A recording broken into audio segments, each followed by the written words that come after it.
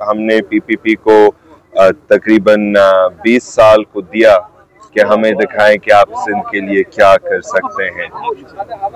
और जैसे जैसे जब मेरे शहीद बाबा आया पाकिस्तान में, वैसे हालात है। पीपीपी उस दौर में भी लोगों को फेल किया और अभी भी उन्होंने इनके वायदे पूरे नहीं किए। एक वायदा था कि वो दरिया के रास्ते खुलेंगे, कुदरती पुराने रास्ते खुलेंगे ताकि सैलाब जब आए इतना खतरनाक नहीं होगा। एक और भी वायदा की कि सैलाब के बाद वो लोगों के घर दोबारा बनाएंगे, वो भी नहीं हुआ। दूसरा था उन्होंने कहा कि वो हमारे माहौल को बचाएंगे, वो भी नहीं हुआ। जंगलात बल्कि वो जंगलात को बेच रहे हैं, हमारे पहाड़ भी बेच रहे हैं, हमारे लोग भी बेच रहे हैं, हमारे लोगों के जानवर भी बेच रहे हैं। तो जो भी वायदा उन्होंने की वो इनके बिल्कुल ऑपोजिट डायरेक्शन में जा रहे हैं। एक तो उन्होंने तहफ़्फ़ुज़ का वायदा दी, अभी उन्होंने हमें बेच दिया और उन्होंने हमें खतरा में डाला। मुझे उम्मीद है कि इस ढाका को रोक सकेंगे, क्योंकि ना सिर्फ एक ग्रुप आवाज़ उठा रहे हैं, शागिर्द भी आवाज़ उठा रहे हैं। जब शहीद जुल्फ़िकार अली भुट्टो ने 1971 के इलेक्शन जीता, वो शागिर्द की वजह से था, मजदूर की वजह से था, किसानों की वजह से था, वकीलों की वजह से था। ये हमारे मुल्क की ताकत है, हमारे मुल्क की रीढ़ की हड्डी है।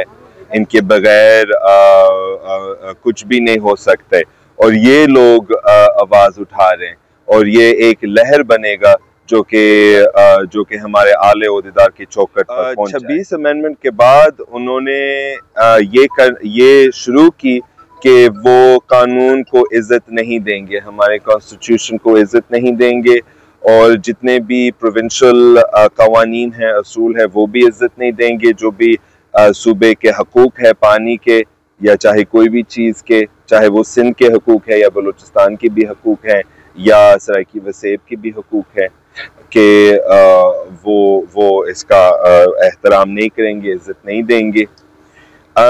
मुझे लगता ये नहीं है कि ये पंजाब और सिंध का मसला है। पंजाब के गरीब अवाम भी आवाज़ उठा रहे कॉर्पोरेट फार्मिंग के खिलाफ। क्यों? क्योंकि इनके ज़मीन भी कब्जा हो रहा है। पंजाब में एक एहतजाज भी हुआ था, कुछ तकरीबन 700 किसान ने धरना किया रोड पे, क्योंकि डीजी पुलिस इनके ज़मीन कब्जा करने की कोशिश कर रहे थे ये कॉर्पोरेट फार्मिंग करने के लिए। कॉर्पोरेट फार्मिंग का असल में क्या मतलब है? ये लोगों खिलाने के लिए नहीं बना रहे, ये प्रॉफिट कमाने के लिए बना रहे, ताकि वो हमारे जो भी हमारी मेहनत है, हमारे किसानों की मेहनत जो भी होगी इन्हीं कॉर्पोरेट फार्म में, वो बाहर बेच देंगे ताकि वो प्रॉफिट कमा सकते हैं, पैसे कमा सकते हैं। ये जो ज़मीनें हैं ये हमारे लिए नहीं है।